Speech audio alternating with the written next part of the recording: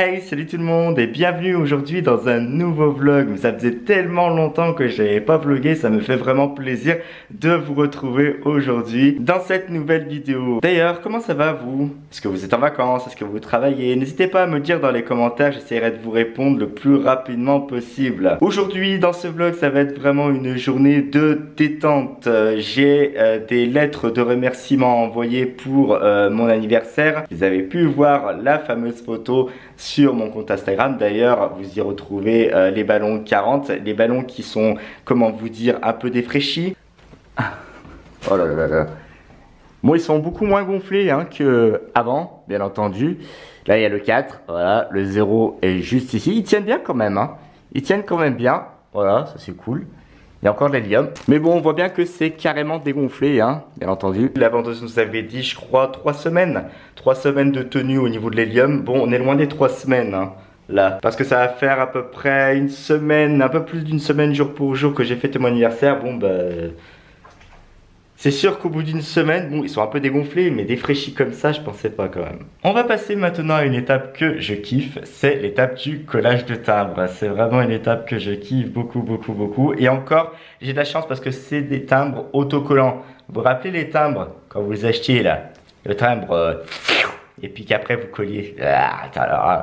Le goût de la colle, c'était vraiment tout juste horrible. Non, non. Par contre, là, il n'y a aucun risque. Voilà, c'est des timbres autocollants. Je vais les prendre et puis les coller sur ces enveloppes-là directement. Voilà, alors c'est une activité très intéressante, bien entendu. On décolle et on recolle. Voilà. Alors c'est quand même sympa ces petits timbres poste fantaisistes. Moi je les trouve très jolis. Puis ça égaye un peu l'enveloppe.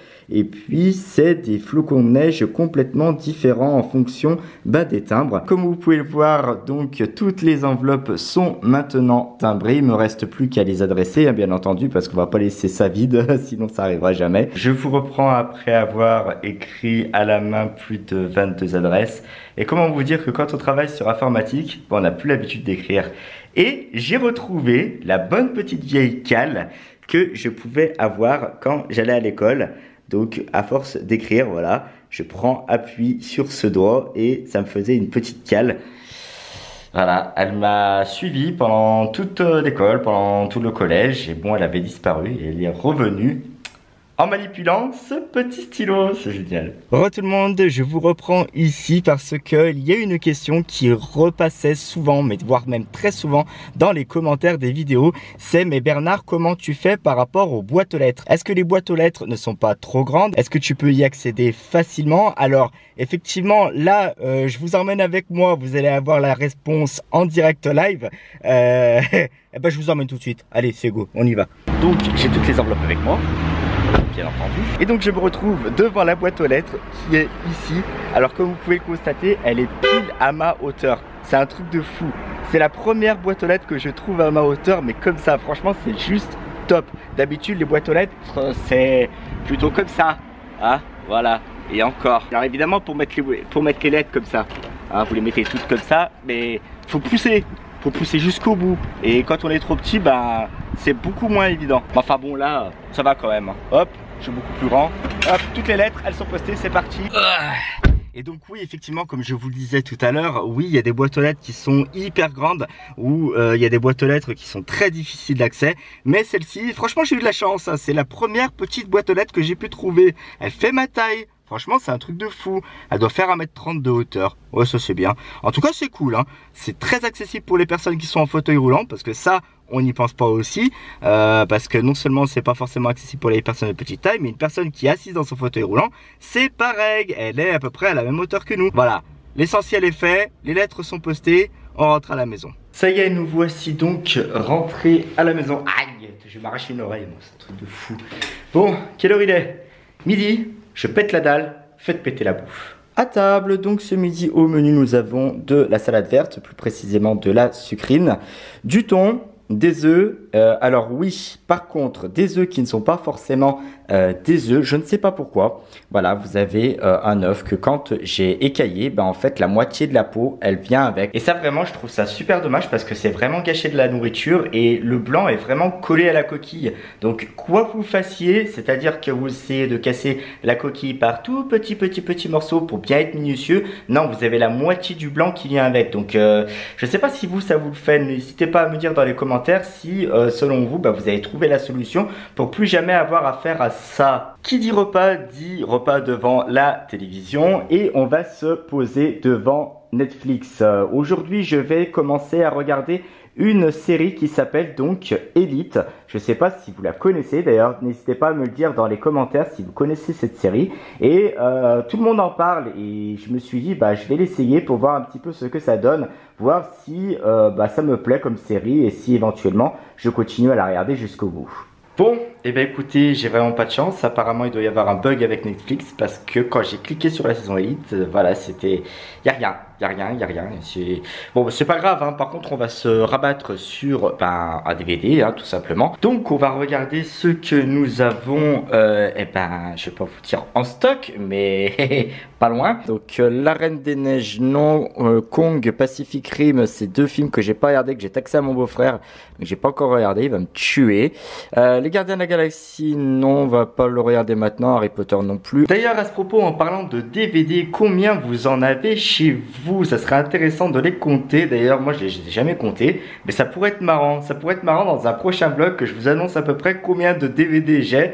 Ça serait cool. Donc, n'hésitez pas à me dire dans les commentaires combien vous en avez. Par contre, c'est bon, le DVD, je l'ai choisi. On va se faire Les Animaux Fantastiques, d'autant plus que le 2, Les Crimes de Grindelwald, il va sortir le 11 novembre. Donc c'est bien parce que ça permet de se remettre un petit peu à la page, de le re-regarder et puis de bien être au courant de toute l'histoire quand même. Alors ça c'est trop la classe, non seulement vous allez vous poser devant un bon film, mais en plus vous pouvez vous poser dans le canapé avec un bon plaid, des coussins. Oh là là, le grand kiff. Et là vous êtes au chaud et vous pouvez regarder la télévision. Ah là là, ça va être le top. Bien Bernard, si t'as pas la télécommande pour lancer le DVD, comment tu fais? Alors s'il y a vraiment un personnage que je kiffe dans les Animaux Fantastiques, c'est bien lui. Il est tellement simplet, il est tellement cool. Et puis je trouve qu'ils ont très bien choisi l'acteur. Il est vraiment sympa et il sait pas où il en est, il a un petit côté affectueux et franchement je trouve ça super sympa. Et franchement pour une fois que j'ai pas une préférence pour l'acteur principal du dit film, parce que franchement si vous me demandez quel est mon personnage favori d'Harry Potter, je vais vous dire Harry Potter lui-même. Je suis pas quelqu'un qui va choisir par exemple Ron, Hermione, voire même le professeur Shurab, etc. Non, mais vous, le vôtre, c'est qui? Parce que je sens quand même qu'il y en a qui vont être beaucoup plus originaux que moi, il y en a qui vont me dire pour moi c'est Drago Malfoy, c'est Rogue. Donc voilà, n'hésitez pas à me le dire dans la barre des commentaires et puis surtout n'hésitez pas à mettre aussi le petit hashtag Potterhead qui va bien, il est toujours sympa celui-là. Bon voilà, le film Les Animaux Fantastiques est terminé, je suis donc à la page pour pouvoir aller voir le 2 qui va sortir le 11 novembre au cinéma. Je voulais profiter que je suis dans la pénombre pour vous montrer ceci, c'est une chose que vous aviez découvert sur la box dégustation Croque-ta-Box spécial Halloween. Voilà, c'est pas mignon ça fait une petite déco sur Halloween, c'est bien sympa. Alors comme on parle des décorations Halloween, avec Lucie, il n'y a pas très longtemps, nous avons été à Primark. Et à Primark, qu'est-ce que nous avons vu? Nous avons vu ceci, c'est une petite déco Halloween bien sympa. Apparemment donc c'est des lumières LED qui sont tout autour d'une petite citrouille. Donc nous allons regarder ça ensemble. Normalement il y a déjà les piles, Normalement ça doit fonctionner tout de suite. Donc c'est ni plus ni moins qu'une citrouille et j'ai un petit interrupteur ici là derrière que je vais actionner sur on. Alors ça marche pas, oui, et je viens de voir pourquoi ça fonctionnait pas. Parce que généralement dans les magasins, ils mettent maintenant une petite enveloppe plastique justement pour protéger la pile, pour pas qu'elle s'use, pour pas qu'elle se décharge. Donc voilà, évidemment Bernard, donc on tire dessus, et là maintenant ça devrait fonctionner. Alors voilà, là, c'est cool. Ouais. Ah, elle éclaire bien quand même, ça a de la gueule, c'est sympa. Alors, et voilà. Stratégiquement, oui, ça c'est cool comme ça. Hop, et voilà. Ça claque quand même. Bon bah voilà. c'est sympa tout ça. Merci à tous d'avoir regardé ce vlog jusqu'au bout. Merci à tous pour tous vos likes, commentaires et partages sous les vidéos. Sachez que ça me fait extrêmement plaisir. D'autant plus que les commentaires me servent dans les autres vidéos parce que quand vous déposez un commentaire, généralement dans l'autre vidéo, voire les 2 autres vidéos, j'y réponds. N'hésitez pas donc à réagir sous la vidéo dans la barre des commentaires. Vous pouvez avoir une réponse de ma part dans d'autres vidéos. Et puis ça me fait toujours très plaisir de vous répondre. N'oubliez pas que vous êtes unique. Et quels que soient vos rêves, n'abandonnez jamais. Ciao!